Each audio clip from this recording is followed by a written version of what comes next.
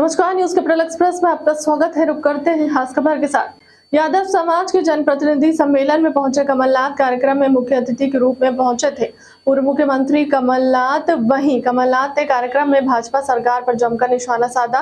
CM Shivraj के बयान पर पीसीसी चीफ कमलनाथ का पलटवार। प्रदेश कांग्रेस अध्यक्ष कमलनाथ का बयान, शिवराज सिंह झूठे बोलने से बाज नहीं आएंगे। क्या वह बात कह सकते हैं कि कोई कंपनी, कोई उद्योग है मेरे पास, मैं किसी उद्योग का मालिक नहीं हूं, मैं किसी कंपनी का मालिक नहीं हूं, पर शिवराज जी का खाना हजम नहीं होता।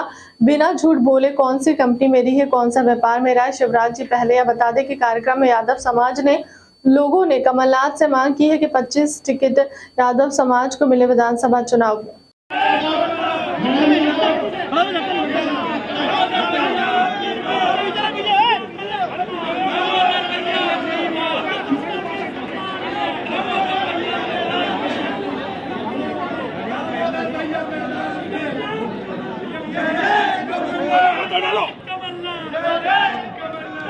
हाथ नीचे करो, हाथ नीचे।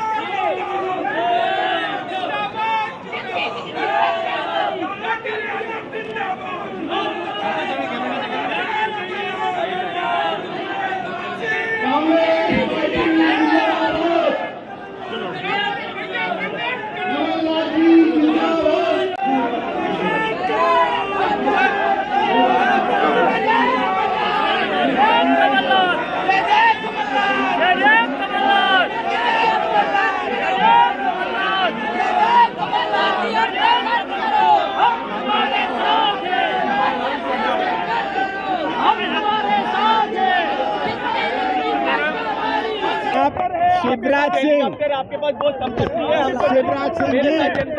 शिवराज सिंह जी झूठ बोलने से बाज नहीं आएंगे। क्या वो बता सकते हैं कोई कंपनी, कोई उद्योग से क्या मेरा कोई संबंध है? मैं किसी उद्योग का मालिक नहीं हूँ, मैं किसी कंपनी का मालिक नहीं हूँ, पर शिवराज जी का खाना हजम नहीं होता बिना झूठ बोले। अब उनको कुछ नहीं सूझा तो कहते हैं वो उद्योगपति है। मुझे बता दें, आप उनसे पूछिएगा कौन से उद्योग, कौन सा उद्योग मेरा है, कौन सी कंपनी मेरी है, कौन सा व्यापार मेरा है, इसका जवाब दे आपको। आयुष्मान कार्ड से इलाज कई अस्पतालों में, आयुष्मान कार्ड से इलाज नहीं मिल रहा है सर। सर आयुष्मान कार्ड से कई अस्पतालों में इलाज नहीं मिल रहा। कमलनाथ जी पूछे क्या कुछ उन्होंने कहा। देखिए, जो हमारा उद्देश्य था सम्मेलन करने का, मुझे लगता है वो पूर्ण हुआ है। पूरे मध्य प्रदेश के लगभग 32 जिलों से वहाँ पे जनप्रतिनिधि पहुंचे थे और समाज ये मांग कर रही है कि हर बार होता यह है कि हमारी समाज की भागीदारी जो है वो संख्या के अनुपात में हमें टिकट के रूप में नहीं मिल पाती। 25 लाख से अधिक तो पार्टियों के रिकॉर्ड में लिखा है कि हमारे यादव समाज के वोट है। तो आज वही मांग वहाँ पे हम सब साथियों के द्वारा की गई है। वो पूरी तरह से उस बात से संतुष्ट भी थे। बकाया बाइट आप लोगों ने बाहर ली तो मुझे नहीं मालूम उन्होंने क्या बोला, लेकिन वहाँ पे वो पूरी तरह से इस बात से संतुष्ट भी नजर आए और उन्होंने स्पष्ट कहा भी कि आपको संख्या के अनुपात में भागीदारी देके हम न्याय करेंगे। 20-25 टिकट मांगे गए हैं जी, यादव समाज से। जी 25 टिकट इसलिए मांगे गए हैं क्योंकि जिनकी संख्या 5 लाख मध्य प्रदेश में नहीं है, अगर उनको 25 टिकट दिए जाते हैं तो 25 लाख जिनकी आबादी है उनको तो 25 टिकट दिए ही जा सकते हैं। और यादव समाज पिछड़ा वर्ग जाति को लीड करता है। यादव समाज कुशवा समाज के भाइयों, कुर्मियों के साथ, गुर्जरों के साथ, दांगी रावत, पाल बघेल सभी के साथ, केवट समाज के लोगों के साथ भाईचारा बना के चलता है। और निश्चित रूप से जहाँ पे भी यादव गांव में रहता है तो आपने देखा होगा कि यादव प्रभावशाली रहता है। तो हम राजनीतिक रूप से सक्षम जाति के लोग हैं। हमारा प्रयास है कि हमारे विधायक भी उतने बनना चाहिए। 5-6 टिकट से संतुष्टि नहीं होगी, मुझे पूरा विश्वास है। मैं बंगले गया था वापस सभी बातचीत करके और मुझे पूरा उम्मीद है कि जिस उद्देश्य के साथ आज कार्यक्रम किया गया था वो सफल हुआ है। ठीक, थैंक यू। जबलपुर में नवनियुक्त पुलिस अधीक्षक एक्शन मोड में नजर आते हैं। बीते दिनों जहां उन्होंने सभी थाना प्रभारी और आला अधिकारियों की बैठक लेकर फरार आरोपियों की धरपकड़ करने के लिए, साथ ही वारंटियों को गिरफ्तार करने के लिए आदेश किए हैं, जिनके चलते बरेला थाना क्षेत्र में देर रात पुलिस ने दबिश दी है और 2 स्थायी वारंट 7 गिरफ्तारी वारंट को 2 वारंट शामिल किए। गौरतलब है कि अपराधों पर अंकुश लगाने वरिष्ठ पुलिस अधीक्षक टीके विद्यार्थी के आदेश पर रात में अलसुबह तक पुलिस अधिकारियों ने कॉम्बिंग गश्त कर जिले के थाना क्षेत्रों में 487 वॉलंटियर मामलों में फरार 14 आरोपी और 4 आरोपियों को चाकू द्वारा अवैध शराब के द्वारा दबोच लिया है। हमारे पुलिस अधीक्षक महोदय जबलपुर के द्वारा जो है वारंटियों की धरपकड़, साथ में ही जो है फरार मामले के आरोपी हैं धारा 299, 178 एवं मामले के फरार आरोपी के विरुद्ध मुहिम चलाया गया है। मुहिम के दौरान कॉम्बिंग गश्त में दिनांक 7/4/2023 को थाना बरेला में 2 स्थायी वारंट एवं 7 गिरफ्तारी वारंट एवं 4 वारंट तामील किए गए हैं, जिन्हें आज न्यायालय पेश किया जाएगा। वरिष्ठ पुलिस अधीक्षक जबलपुर तुषारकांत विद्यार्थी द्वारा जिले में पदस्थ समस्त राजपत्रित अधिकारियों और थाना प्रभारियों के द्वारा लूट, नकाबजनी, वाहन चोरी की घटनाओं पर अंकुश लगाते हुए जेल से रिहा हुए हैं। संपत्ति संबंधी अपराधों और पूर्व में पकड़े गए संपत्ति संबंधी अपराधियों के पूछताछ और उनकी गुजर बसर की जांच और घटित हुई चोरी की नकबजनी में आरोपियों की पतासजी करते हुए चोरी गए मशरूका की बरामदगी हेतु आदेशित किया गया है। आदेश के परिपालन में अतिरिक्त पुलिस अधीक्षक शहर श्रीमती प्रियंका शुक्ला और अतिरिक्त पुलिस अधीक्षक अपराध समर वर्मा और नगर पालिका अधीक्षक ओमती आरडी भारद्वाज और नगर पुलिस अधीक्षक आधारताल श्रीमती प्रियंका करचाम के मार्गदर्शन में थाना ओमती और थाना पनागर और क्राइम ब्रांच की टीम के द्वारा 4 शातिर वाहन चोरों को गिरफ्तार कर चुराए हुए 23 दुपहिया वाहन कीमत लगभग 15 रुपए के लिए जब्त किए गए हैं। शहर में लगातार हो रही दुपहिया वाहनों की चोरी को दृष्टिगत रखते हुए हमारी additional SP city, additional SP crime, इनके लीडरशिप में सीएसपी ओमती और टीआई पनागर, इन लोगों को लगाया गया था। इन लोगों के द्वारा लगातार वाहन चोरों की धरपकड़ के लिए पतारसी के प्रयास किए गए, सीसीटीवी फुटेज वगैरह देखे गए, उनके टाइमिंग्स वगैरह को देखा गया कब ये वाहन चोरियाँ हो रही हैं और उसके जरिए ये 4 लोग पकड़े गए हैं। इनसे चोरी की 23 मोटरसाइकिलें बरामद हुई हैं। कई सारे ग्रुपों में हमारे ऑलरेडी एफआईआर दर्ज है। काउंटी में 5 एफआईआर है, 5 मोटरसाइकिल अलग अलग डेट्स में चोरी हुई है। इसी तरह से पनागर में ट्रिपल दर्ज है, तिलवारा, वदन महल, गढ़ा, इन तमाम शहर के थानों में लगातार वाहन चोरी हो रही थी और ये वाहन चोरों से ये सारी मोटरसाइकिलें बरामद हुई हैं। इनकी मोडस ऑपरेंडी यही थी कि मास्टर की का इस्तेमाल करके ये लोग पड़ताल कर लेते थे कि जब व्यक्ति वाहन मालिक वहाँ पर मौजूद नहीं है उसे लेकर फरार हो जाते थे और फिर कहीं ना कहीं जिससे उधार लेते थे पैसा, उसको बताते थे कि हमारी ये वाहन पूरी रिस्टमेंट रख लीजिए और 2, 4, 5, 10 हज़ार उसके अनुरूप जितना पैसा देते और वाहन छोड़ के भाग जाते थे। वो सारे वाहन इस तरह से रिकवर। आरोपी आपके गोहलपुर, गोसलपुर और रांची के 4 आरोपी। अभी तक कवाड़ियों को बेचने का विषय नहीं आया है। ये लोग जनरली वाहन चुराने के बाद किसी न किसी को पेट्रोल किसी से ले लिया, उसको देवे जो कल 2 दिन बाद उठा के ले जाएंगे, तो वो भी कॉन्फिडेंस में आगे कि जब पेट्रोल डलवाए थे 5-7 हज़ार का ऐसा कुछ कर अलग अलग अपनी आवश्यकताओं का रूप उन्होंने पूर्ति करी और वाहन उसमें छोड़ के चल गए। जिनके पास गाड़ी रखते थे, पैसे लेते थे, उनके खिलाफ कुछ कार्रवाई, क्योंकि वो अनभिज्ञ थे, उनको नहीं पता था कि ये वाहन चोरी क्या है, इसलिए नियमानुसार उनके खिलाफ कोई कार्रवाई नहीं। पनागर थाना अंतर्गत जमीन विक्रय को लेकर हुई धोखाधड़ी के मामले में जहां रविंद्र पांडे और उनकी बेटी पर धोखाधड़ी करने का मामला दर्ज हुआ था, वहीं शिकायतकर्ता अधिवक्ता के खिलाफ रविंद्र पांडे और उनकी बेटी ने स्वयं को बेकसूर बताते हुए शिकायतकर्ता को ही साजिशकर्ता बताया था, जिसकी जांच के आदेश तत्कालीन पुलिस अधीक्षक सिद्धार्थ बहुगुणा द्वारा गोहलपुर सीएसपी अखिलेश गौर को दिया गया था। पुलिस की जांच में जानकारी सामने आई कि धोखाधड़ी का मामला दर्ज कराने वाले अधिवक्ता प्रतीक शुक्ला द्वारा पूर्व में इस तरह की जालसाजी की जा चुकी है। अधिवक्ता द्वारा पावर ऑफ अटर्नी लेकर जमीन का क्रय विक्रय किया गया है। पुलिस ने शिकायतकर्ता अधिवक्ता के खिलाफ मामला दर्ज कर लिया है। मामले की जांच की जा रही है। गौरतलब है कि अधिवक्ता प्रतीक शुक्ला द्वारा पनागर थाने में शिकायत दर्ज कराई गई थी। एक पनागर मामला था, क्या मामला पूरा?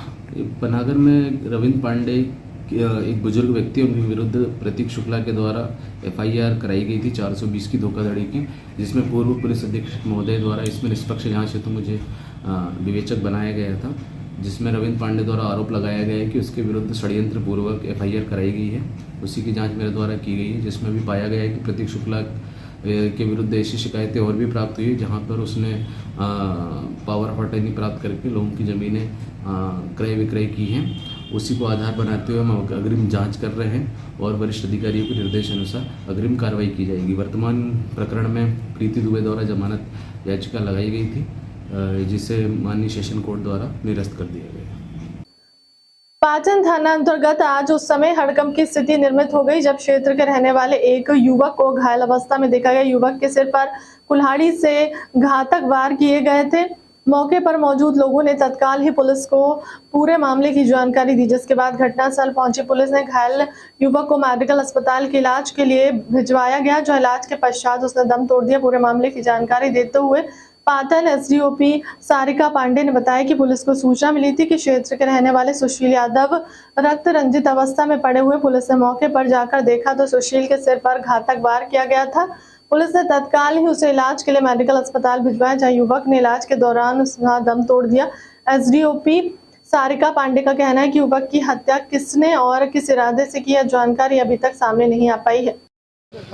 हाँ मैडम, एक घटना हुई है, एक युवक की मौत का मामला सामने आया है, क्या है इसका घटना? पाटन थाना के अंतर्गत ग्राम थाना गांव है, जहां सुशील यादव रहते हैं अपने परिवार के साथ। आज शाम करीब 8:30 बजे ये गांव में निकले हुए थे और उसके बाद में करीब 1 घंटे बाद 8:30 बजे ये देखे गए हैं। उसके बाद ये मृत अवस्था में वहाँ पर मिले, जिनके सिर में काफ़ी चोट थी और उसके चलते उनको यहाँ मेडिकल लाया गया, जहाँ पर उपचार होते होते इनकी मृत्यु हो गई। मैडम, किस चीज़ से वार किया, क्या प्रथमदृष्टि अभी ये अभी तो नहीं कह सकते, बट चोट देखने ऐसा लग रहा है कि कुल्हाड़ी से वार किया गया है और काफ़ी घातक चोट थी, इसी वजह से इनकी मृत्यु हो गई। मारने वालों का कुछ भी नहीं पता चला है और मृतक परिवार भी अभी कुछ भी नहीं बता पा रहा है कि किससे इनका विवाद हुआ है। ये मरने वाला युवक क्या करता था, क्या जानकारी में आया अभी? मरने वाले युवक के संबंध में अभी तो नहीं, पत्नी एक करीब 1.5 साल पहले इसकी शादी हुई है, इतना पता। गांव में खेती किसानी है इन लोगों की। नाबालिग साली को भगा ले गया जीजा। धार जिले के आधारताल पुलिस ने नाबालिग और आरोपी को पकड़ा है। बीते 28 फरवरी को जबलपुर के आधारताल थाना अंतर्गत से एक नाबालिग को बहला फुसलाकर अपहरण का एक सनसनीखेज मामला सामने आया था, जहां पर एक जीजा ही अपनी साली को बिना उसके परिजन की रजामंदी के अपहरण कर ले गया था, जिसको महीनों की कड़ी मशक्कत के बाद आखिरकार आधारताल पुलिस ने धार जिले के पीतमपुर से दस्तयाब कर लिया है और मामले पर संविधान वैधानिक कार्रवाई का नाबालिग के बयान दर्ज कर आरोपी पर FIR पर न्यायालय में पेश किया गया है। FIR हुई थी, क्या था पूरा मामला? दिनांक 28/2/2023 को एक मामला कायम हुआ था। प्रार्थी पूनम पटवा ने बताया था कि उसकी बच्ची उसके दामाद भरत तिवारी के साथ चली गई है, कहीं बेला फुसलाई कहीं ले गया है, जिसे धार पीतमपुर से दस्तयाब किया गया है। अपहृता बालिका है मनीषा पटवा एवं आरोपी भरत तिवारी को दस्तयाब कर लिया गया है, जिसे GR पर माननीय न्यायालय पेश किया जाएगा। उनसे कुछ शादी करने की बात सामने आई है? नहीं, अभी ऐसा कुछ साथ सामने नहीं है। भोपाल में आगामी माह में ब्राह्मण समाज मध्य प्रदेश द्वारा प्रादेशिक स्तर का ब्राह्मण महाकुंभ आयोजित किया होने जा रहा है, जिसमें भोपाल सहित प्रदेश भर से विप्रजन संगठित होने। शुक्रवार को भोपाल के 5 नंबर शिवाजी नगर स्थित परशुराम मंदिर में ब्राह्मण समाज मध्य प्रदेश के प्रतिनिधियों की एक अहम बैठक आयोजित की गई है। बैठक में सर्वसम्मति से पंडित गौरी शंकर शर्मा कक्का जी को ब्राह्मण समाज मध्य प्रदेश इस आयोजन का अध्यक्ष चुना गया। इसके साथ ही राम बाबू शर्मा को कोषाध्यक्ष और आशीष तिवारी को सह कोषाध्यक्ष मनोनीत किया गया। आगामी दिनों में अध्यक्ष द्वारा संगठन से विचार कर पदाधिकारियों की कार्यकारिणी और कोर ग्रुप की टीम बनाई जाएगी। इस बैठक में भोपाल के विभिन्न ब्राह्मण संगठनों के प्रतिनिधि और पदाधिकारी उपस्थित हैं। विश्वास के साथ, ये प्राउडपन से नहीं, अतिशयोक्ति भी नहीं है इसमें, ना मैं अहम की भावना से कह रहा हूँ। जिले से, हर जिले से ब्राह्मण समाज, अब कोई संगठन नहीं का नाम नहीं लूंगा, ब्राह्मण समाज के लिए यह कोशिश करूंगा कि अक्षत ले जाऊं, तुलसी दल, श्रीमद् भागवत कथा के लिए हम लोग तुलसी दल बांटते हैं, तो हम सब मिलकर के यह प्रण करें कि हम हर ब्राह्मण के घर में तुलसी दल देंगे कि हे विप्रदेव उस कार्यक्रम में आप पधारो। ये मन में सोचे बस, और अंदर के अहम को त्याग दो, त्याग दो, त्याग दो। जय जय कर। आज सभी ब्राह्मण संगठन जो है वो एकत्रित हुए, क्या लगता है आपको आने वाले समय में किस तरीके की रणनीति रहेगी सारी चीज़ों को लेकर? आज भोपाल के समस्त ब्राह्मण संगठनों की एक बैठक परशुराम मंदिर पे आयोजित की गई है, जिसमें आगामी माह मई में ब्राह्मण समागम और ब्राह्मण महाकुंभ होने जा रहा है, जिसकी समय और स्थान और दिनांक की घोषणा 26 अप्रैल और 16 अप्रैल को गुफा मंदिर में प्रदेश स्तरीय बैठक में की जाएगी। आज सभी संगठनों ने मुझे अध्यक्ष का दायित्व सौंपा है, इसके लिए मैं सभी का दिल की गहराई से धन्यवाद अदा करता हूं और उन सबको वचन देता हूं कि मेरे द्वारा सभी को उचित स्थान और उचित सम्मान दिया जाएगा। और पूरे भोपाल के, पहले लोग कहते थे कि ब्राह्मण एक नहीं है, लेकिन आज भोपाल के सभी जितने भी संगठन 54 या 55 सभी ने एक राय से एक मत होकर पूरे ब्राह्मण समाज एक है इसका नारा दिया है, और उसकी गूंज आपको आगामी मई माह में देखने को मिलेगी। जिस तरीके से देखा जा रहा है कि कई संगठन थे, अभी भी कोई संगठन आना बाकी रह गए हैं, कई संगठन अभी आए नहीं हैं। नहीं, लगभग सभी संगठन आए हुए हैं, लेकिन किसी कारणवश या घर की पारिवारिक उनकी यहाँ अध्यक्ष को छोड़ के बाकी सचिव और उनकी उपस्थिति थी, और जो भी संगठन रह गए 16 तारीख को गुफा मंदिर में जो बैठक है उसमें 12 बजे से उसमें सभी संगठन आएंगे और पूरे प्रदेश के संगठन आएंगे। उनके लिए हम अभी से प्रयास कर रहे हैं। आज की कार्यकारिणी जो घोषित हुई उसमें कितने लोग आगामी कार्यक्रम होना उनकी कार्यकारिणी नहीं, अभी कार्यकारिणी की घोषणा नहीं हुई है। अभी हमारे कोषाध्यक्ष और अध्यक्ष का और संयोजक इसका चयन हुआ है, और 16 अप्रैल को जो कार्यक्रम है उसको पूरी कार्यकारिणी इसके बाद भी हम घोषणा करेंगे और सभी प्रेस को और मीडिया को अवगत करा दिया जाएगा। जबलपुर में आबकारी के नए शराब दुकानदार टेंडर होने के बाद कई इलाकों में महिलाओं और क्षेत्रीयजनों के द्वारा विरोध प्रदर्शन किया जा रहा है। इसी कड़ी में धरने पर बैठी जबलपुर के रांझी स्थित मोहनिया गांधी चौक की महिलाओं का आक्रोश फूट पड़ा, जब क्षेत्रीय महिलाओं के द्वारा शराब दुकानदार में जमकर तोड़फोड़ कर दी गई। शराब दुकान में कर्मचारी अपनी जान बचाकर दुकान से बाहर भागे, वहीं महिलाओं ने दुकान में जमकर डंडे और पत्थर बरसाए। वहीं सूचना पर पहुंची आबकारी पुलिस और थाना पुलिस ने आक्रोशित महिलाओं को समझाने का काफी प्रयास किया। वहीं महिलाओं का साफ कहना है कि क्षेत्र से शराब दुकान हटाए जाए, उसके बाद ही महिलाएं धरने से हटेंगी। महिलाओं ने कहा कि जिस प्रकार से रहवासी क्षेत्र में शराब दुकान खोली गई है, जिसके चलते महिलाओं और बच्चों को निकलने में काफी परेशानी होती है। आगे स्कूल के बच्चे स्कूल जाने के लिए डर डर के जाते हैं। असामाजिक तत्वों के द्वारा शराब पीकर छेड़छाड़ की जाती है।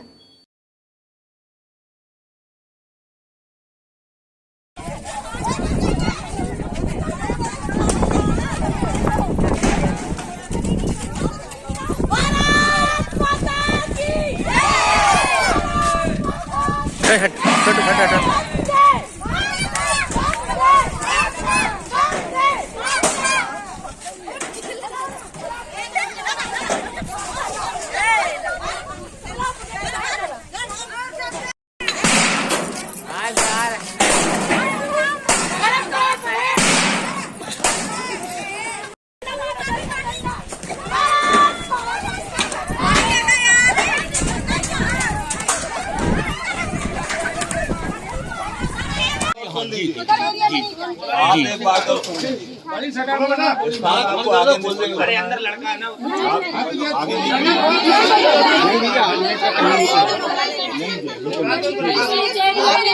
जो आप चाहोगे वो एक बात,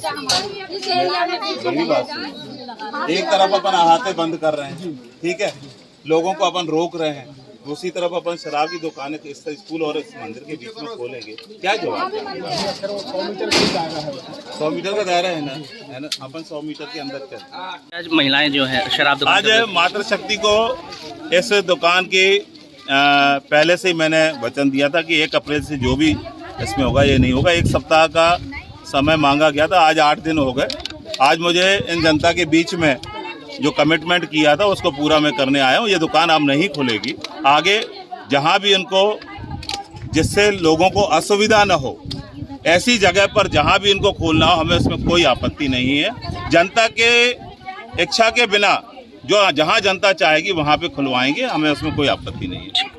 विरोध कर रहे थे आप लोग? ये हम लोग इसका कलारी का विरोध कर रहे थे, कांजी मोहनिया वाले का। तो इसी के उपलक्ष्य में आदरणीय विधायक ईश्वरदास जी रोहानी हम लोग के पास आए थे। उन्होंने आश्वासन दिया कि ये लोगों का जो सामान अंदर रखा है 2 दिन के अंदर ये सामान को कहीं शिफ्ट करेंगे और इस कलारी को तत्काल में 2 दिन के बाद बंद किया जाएगा और आज से शराब बिक्री यहाँ नहीं होगी। नाम आपका? श्रीमती रेखा चौधरी। फिलहाल के लिए अब तक की खबरों में इतना ही। देश दुनिया की तमाम बड़ी खबरें देखने के लिए बने रहे न्यूज़ कैपिटल एक्सप्रेस के साथ। नमस्कार।